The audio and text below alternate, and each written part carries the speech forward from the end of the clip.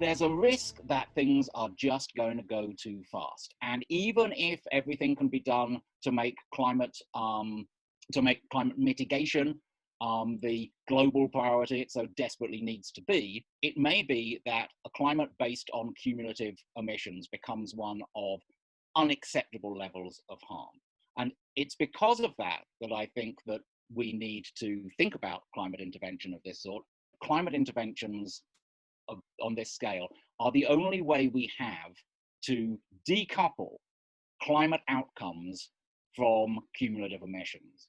And that's something that we have to bear in mind in the discussions we're having this evening. One of our big concerns is the uncertainty we have about things like tipping points, about big, abrupt, catastrophic risks to society. We don't know enough about those, but we have some meaningful risk of those things happening in a time frame where we don't have enough ability to respond. And so how quickly can we improve our understanding of the risks of those things and where they sit? And how quickly can we improve our understanding of possible means of responding faster? And in solar climate intervention in particular, partly because it's been taboo and partly because it's actually quite tied to fundamental basic science problems in atmosphere and climate science, our level of knowledge is low. And the capabilities required to study these questions are actually very substantial. So climate models and climate model predictions they're the biggest computing problem on planet Earth. The only thing that takes more computing is astrophysics. And so it requires big computing resources, lots of observations of the natural system, the stratosphere, the troposphere, the ocean surface, undersurface ice. And as we dig in and say, well, in a really literal way, we'd like to be able to predict what the climate system is going to do and what would happen to it if we were able to reduce some of the inbound solar energy, then that involves capabilities that we don't really have enough of yet, and some specific study of those specific interventions. And so scientists have said, and the scientists that I've worked with over the years have said, it would take a decade of research to be able to answer the question of whether or not this could be part of the climate portfolio response. And of course, from my perspective, I'm wondering how we can go faster. What that is to say is that these steps forward in understanding are really critical, but we also have a lot of work to do to answer these questions. And as impacts increase, the demand for response is likely to grow. In the United States, social justice is at the forefront of considerations, and it happens to be that with respect to climate, those who have the least ability to influence the response are the first and most deeply affected. That's true in the United States, and that's true around the world. We think at SilverLining that these climate interventions may be, and the exploration of them may be an important issue for social justice in terms of having the ability to protect people and ensure safety for people who did not cause the problem that they are now experiencing. And it's a big communication challenge. And so in the United States, scientists look closely through the National Academy of Sciences at the language around this, what had been in the past called geoengineering, and have started to move forward with the term climate intervention. It's both more technically accurate and more accessible for more people to join the dialogue. So you'll hear the term geoengineering probably because it's a longstanding term for people who've been in the field for a while.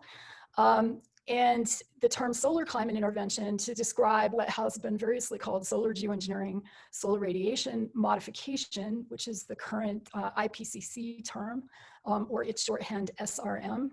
Albedo modification, in the case of marine cloud brightening, cloud albedo modification, and what the NAS refers to as increasing the reflection of sunlight in the atmosphere. But the goal really for today is to advance the dialogue in a way that considers how this issue can move through real world human institutions to promote real outcomes for people and for the future, and to ensure their safety. And so we have great promise in the fact that the world has solved problems like this before. And one of them is the Montreal Protocol for the protection of the ozone layer, where an existential threat to human safety was addressed by all countries of the world in a robust science-based decision-making process. And so part of our exploration today will be to see what is possible in that context with regard to these rapid responses to climate change. So Dan and I tried to conduct what we think of as a practical thought experiment. We imagined that there's a group of countries with two concerns and one desire. So the first concern is that, as Oliver included in his preface, that the world is not on track to maintaining a safe temperature, and that even if extreme mitigation were to begin immediately, it might not be possible to avoid dangerous or abrupt climate change. Concern number one. Concern number two is that, on the one hand, while it might become necessary to consider using solar climate intervention, or SCI, as part of the global response, whether to give the world more time to reduce emissions or to prevent catastrophic abrupt change, there are many uncertainties concerning both feasibility and safety of SCI technologies. So that's concern number two. And then the desire of this group of countries is to find an international forum that could be in a position to take cooperative, science-based decisions on SCI, whether for or against. So the group considers, in our paper, that in order for a forum to be in a position to make informed decisions about SCI, you basically need three things. And two of them relate to being informed, and one relates to making decisions. So in order to be informed, you basically need sufficient research concerning SCI, science-related and technology-related. The second need is that you need an assessment of such research, and you need it to be updated over time. So those are your two necessities for being informed. Third, you need a forum to be able to take those informed decisions. Now, Dan and I assumed, for the sake of our exercise, that there would be significant or sufficient research. And we basically focused on the second two requirements, assessment and decision-making. And we tried to evaluate various international bodies, forums, et cetera, to see if any of them fit the bill. So in our view, both the assessment and the decision-making would need to address two different kinds of safeties, which we called, unsurprisingly, the two safeties. So first, the assessment and decision-making would both need to address the potential role of SCI in promoting the safety of the global climate. You basically have to decide, what are we trying to do with SCI? You have to figure out, what is your safety of the climate objective? Are you trying to reduce some fraction of warming? Are you trying to avoid crossing some kind of dangerous tipping point, et cetera? Second, both assessment and decision-making would need to address the safety of the SCI itself. In other words, the safety of the intervention that you were using to respond to the safety of the climate. And you'd want to look at like the kind of unintended or the collateral risks of carrying out SCI. And those could vary from region to region, country to country. And there would also be potential risks of discontinuing the SCI. All of that would be part of your safety of SCI prong. Okay, so then we move on to evaluation. Now, before we got to specific forums, we decided you needed to figure out what are the desirable features of an international forum. Now, with respect to assessment, it sort of went without saying that you need to have a broad enough mandate or scope to carry out this kind of SCI-related assessment. And in addition, it would be ideal if the group, the forum, had the kind of reputation, membership, and expertise that its assessment would carry significant weight with policymakers, because that would make it the most useful for informing future decisions. Also, it would be ideal if whatever forum had the capacity to update assessments on an ongoing basis in response to new research, new issues, new information. So that's the assessment forum. Now, for the decision-making forum, similarly, you would want it to have a mandate or scope that accommodated policy decisions related to SCI. You would want it to be able to make those decisions based on science and to do so as objectively as possible. And you would also need it to have the authority to take the kind of decision that you were looking for. So for example, if you thought you needed some kind of binding decision, your forum would need to have the authority to take binding decisions. It couldn't be purely a policy type forum. Now, lastly, before I turn it over to Dan, let me say that we, Dan and I, as opposed to our hypothetical countries, we acknowledged multiple challenges in trying to figure this out, and I'll name three of them. First, countries are likely to be in very different positions in terms of their perceived risks of climate change relative to their perceived risks of SCI. And this is largely because they're going to have varying physical situations. They're going to be in different locations in the world, and some may see themselves as potential launchers of SCI. Some may see themselves as potentially on the opposite side of SCI. Second, countries' views of the legitimacy of various forums in relation to SCI are likely to be different. And third, even if we can assume that countries are eventually going to evolve their perceptions of SCI over time to a common view, which is in itself a big assumption, they would probably do that at different rates and not necessarily in lockstep. So at any given point in time, countries may not be on the same page with respect to their views of SCI. So I'm going to stop there and turn it over to Dan to get into what did our survey entail and what did it conclude. Our bottom line was really that there's no existing institution that would be good for both the assessment and the decision-making functions regarding SCI. So then turning to the assessment functions and the decision-making functions individually. For assessments, we not surprisingly that the IPCC would be the natural institution to carry out an assessment because it has several desirable features. It's got a broad membership, it has established procedures, it's got expertise on both of the two safeties that Sue mentioned. It's got substantial weight with policymakers because it provides for government review and approval. But at the same time, it also has a reputation for rigorous scientific assessments because it shields its scientific findings from political interference. The IPCC could do a special report on SCI or integrate SCI into its next seventh assessment report, or it could do something in the shorter term, like organize an expert workshop on climate intervention to get the ball rolling. And then finally, in terms of decision-making, we concluded that the UN Security Council probably best placed decisions on not to proceed with SCI. It's got a mandate to maintain international peace and security. Its small membership allows it to take decisions quickly. Its whole of government representation makes it particularly well suited to address the broad range of issues raised by SCI and to weigh one set of risks against another. But there are two significant caveats regarding the Security Council as a potential decision maker. First, any of the Security Council's permanent 5 members could veto a decision. So any decisions by the Security Council would require agreement among the permanent 5, which includes the US, China, Russia, the United Kingdom, and France. And secondly, the Security Council's limited membership might raise legitimacy concerns among states. Well, I think we assumed that as the climate crisis or challenge gets worse, assuming it gets worse, there's going to be more and more appetite for taking on this issue, potentially.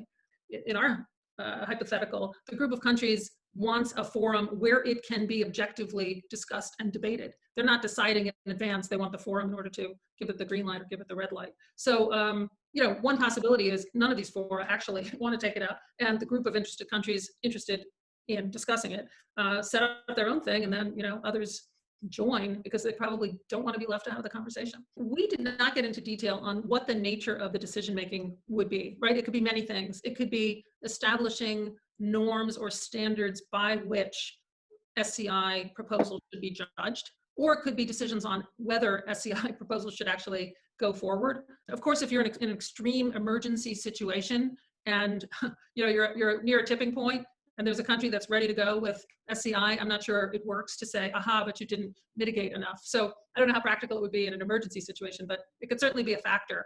It's one reason why our hypothetical group of countries is interested in looking at this before there's an emergency situation. Because when you're in an emergency, it's very hard to come up with any kind of coherent framework for judging, you know, whether something should go forward or not. So I guess we felt like the more reasonable, rational approach would be to think about it in advance. What kind of forum are you looking for?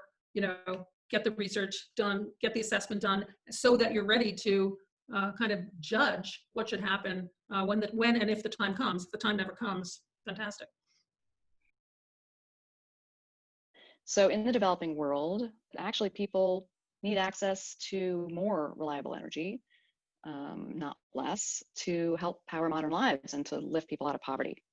And it will also be necessary to help build out the infrastructure necessary to protect people from climate risks. So looking at climate change through this lens of that kind of dual moral imperative, and also with a more global perspective, really forces us to grapple with the reality of the scale of the challenge and to become more honest about why we need to develop a much larger set of tools and approaches beyond sort of the narrow set of options that so far have received most of the focus. So research into climate interventions definitely falls into one of these overlooked categories.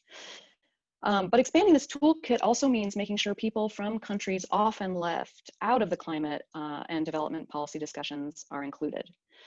So we believe that that would lead to better outcomes, and also it's just the right thing to do. So I'm pleased to support dialogues like this one that bring together experts and policymakers from diverse parts of the world to discuss approaches to effective decision-making I've been working on climate change for many, many years at regional scale mainly to explore future scenarios for our region and the impacts on hydrology and at local scale, at urban scale. So it was not surprising for the people that we decided to explore this new research line for us, that is the possible impacts of climate intervention.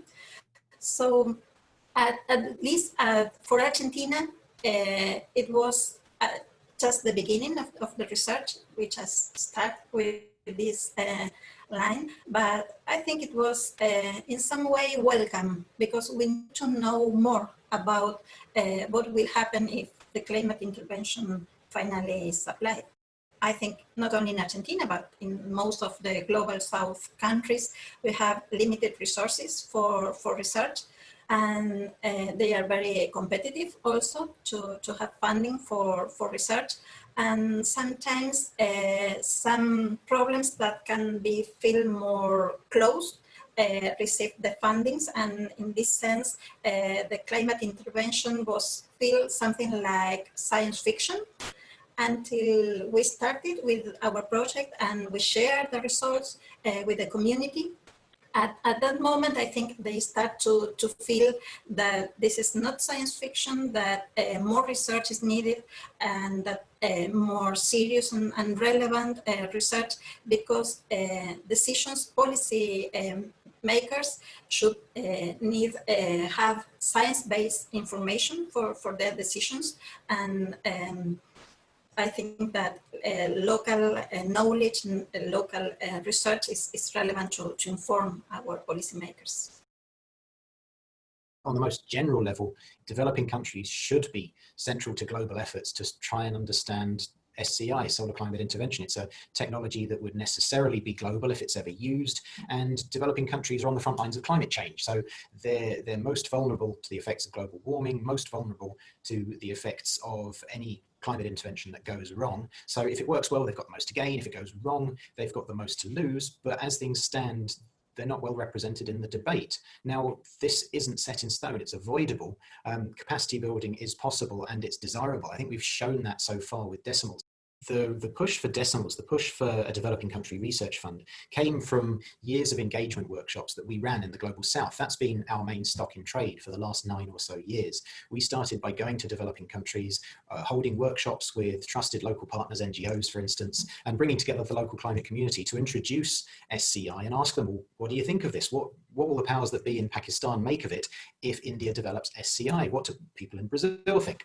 And really everywhere we went, from Brazil to Bangladesh, we heard the same thing. Everywhere we went, people said they wanted to know more about how this would affect their local climate, and they wanted local climate scientists to do the research, which is unsurprising. And further, they reiterated the point that Inez made, that there really isn't enough funding for regular climate research in most climate vulnerable countries of the Global South. So this is unambiguously a global endeavor, a partnership around the world. First is agreeing completely with all the previous speakers. Is key the participation of people from developing countries in two tracks. One track is following the debate, what is happening, reading the research is being doing in the world. This is one, but the other also doing original research, like is the case of Inez. Okay, so this would be the both tracks. And would be the only way to have a really much more global way of decision making. We live in a world in which the global institutions have implied a significant progress in terms of the advance of the international law over power politics. But still power politics is very, very powerful and it is prevailing right now. In the 90s, there was a period in which there was the whole conventions and the issue. Cooperation was very high at the end of the Cold War, but this has changed. And now we are 2020, we know very well, everybody. We are in a period of a very, very strong revival of geopolitics, very, very dangerous. So for that reason, the institutions are not well equipped for involving, for overcoming this asymmetry. The asymmetry prevails in the world, okay? There is some mitigation of the asymmetry because of the international law, because of the international institutions. But if you have much more geopolitics in the international system, much more conflictivity over cooperation, so the effectiveness of the international institutions decline. And so right now we are in a period of decline of the effectiveness of international institutions, unfortunately. I have somewhat of a different view because I see a lot of hubris from the North. A lot of times they tend to see the global South in the lenses of 1970 and 1980. And you shouldn't underestimate the power that the global South has today in terms of resources, in terms of capacity, and in terms of scientific capacity. What it may not have are the institutions to provide an articulation of a vision to use their collective weight against the richer regions. And what you have to understand is that the fragmentation of environmental governance at the moment, there are over 1,500 different treaties and agreements dealing with environmental issues. That brings a tremendous challenge in governance because what you have are different decision-making bodies with different agendas, different ministries responsible for discussions, different budgets, and and very often conflicting decisions. For example, do we have any responsibilities towards indigenous territories if we're discussing solar climate interventions, given that there are national obligations to those communities? The second thing is that solar climate intervention is cross-cutting. And Sue and Dan made a very good point that no one instrument adequately can address all the issues dealing with that. But the governance is very difficult. And regardless of how the assessment reaches that governance, it's going to become politicized because the main issues in any government body are liability and redress and compliance. In other words, who pays what and how do you get countries to comply? So within that very fragmented, unstable governance environment, the II tries to have parties agree and articulate on a vision forward towards research and understanding of governance.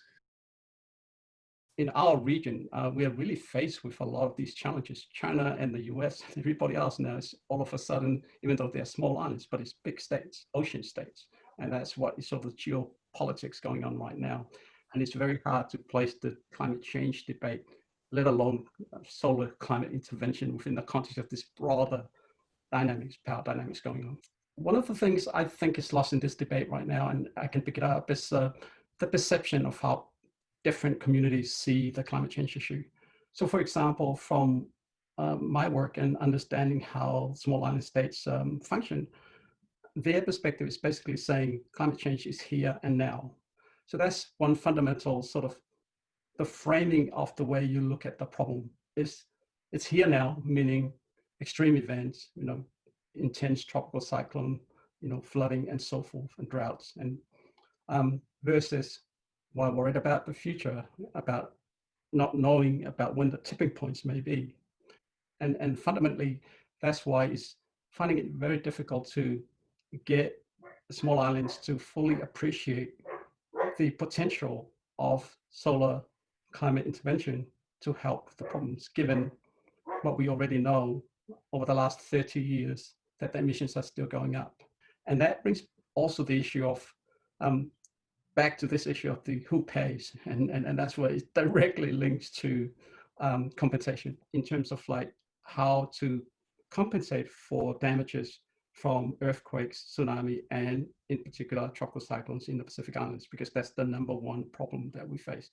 And the lessons we learned from there now we're going to use to try and figure out how similar application can be done for solar geoengineering if we're going to deploy it. From an international perspective, I particularly like the framing of the two safeties. What is needed to keep the global climate safe, but also how to ensure that the safety of potential responses. And I hadn't seen the discussion cast exactly in the way that it was in this paper. And I find it useful.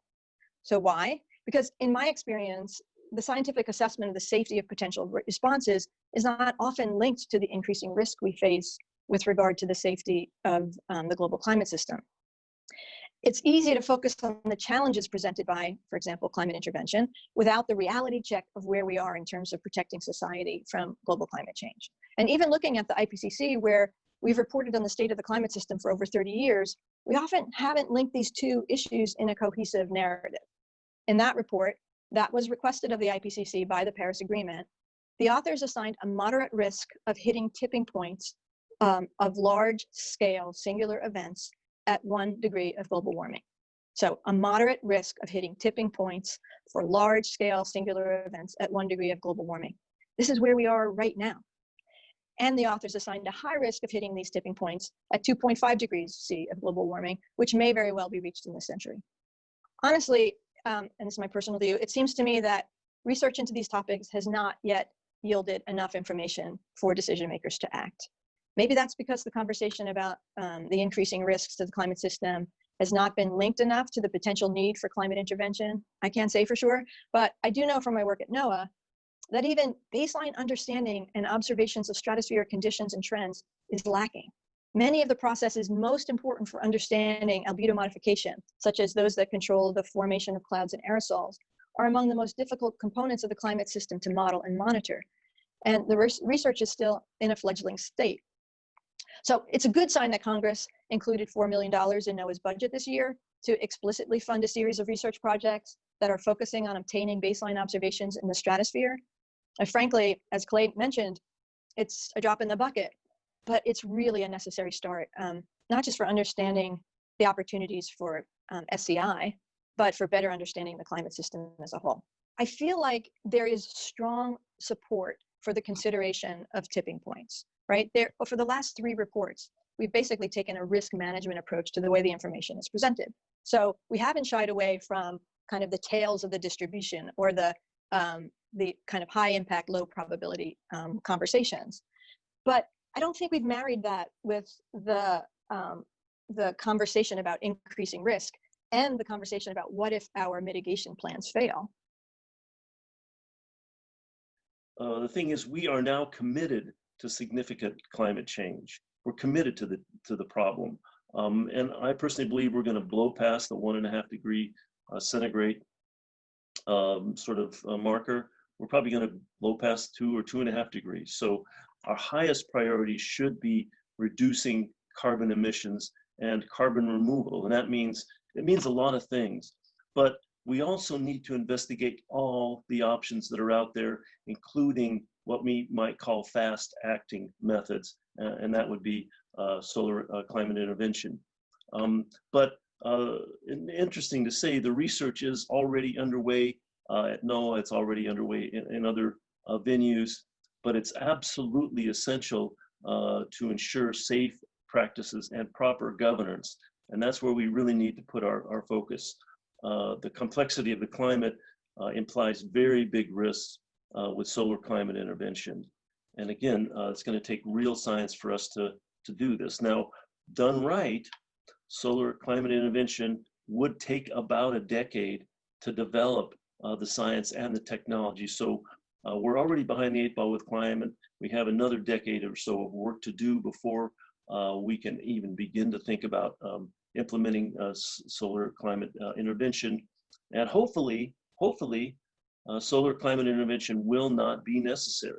You know, a few years ago, I felt like Winston Churchill before World War II, walking around saying, "Hey, we have a problem. We have a challenge. Things are going to get bad. Bad things are going to happen. We need to start getting ready." And nobody seemed to be listening, but by and large, in the last couple of years, people are listening now. So I think there's a significant amount of optimism. And basically, the way I think people in Washington look at it is the United States is in a competitive environment. There are other countries in the world that are tough competitors and would like to take world leadership in issues of scientific importance. And so there's a natural urge within Congress to be leading on this issue, because we don't want, for example, China to take the lead and then feel unrestrained in terms of how it might apply that technology. We're constantly making decisions with uncertainty, and we basically have to make decisions with the best information we have. I would say on this topic, we're pretty much all agreed we don't have enough information to be making the kinds of decisions with the consequences of those decisions that we have in front of us. One of the exciting things about today was there seemed to be a sort of a shared theme that information is really important for decision making. This is a big lesson of the current COVID crisis, that when we make decisions about these things that have such big safety implications for society, that information is our friend, and that maybe information can help us. And in fact, failure is not an option. And so generating this information to help promote well-grounded decision-making, cooperative decision-making, empowerment for people of all parts of the world is possible and in fact necessary. And I really appreciate all the different ways that sort of theme was expressed here.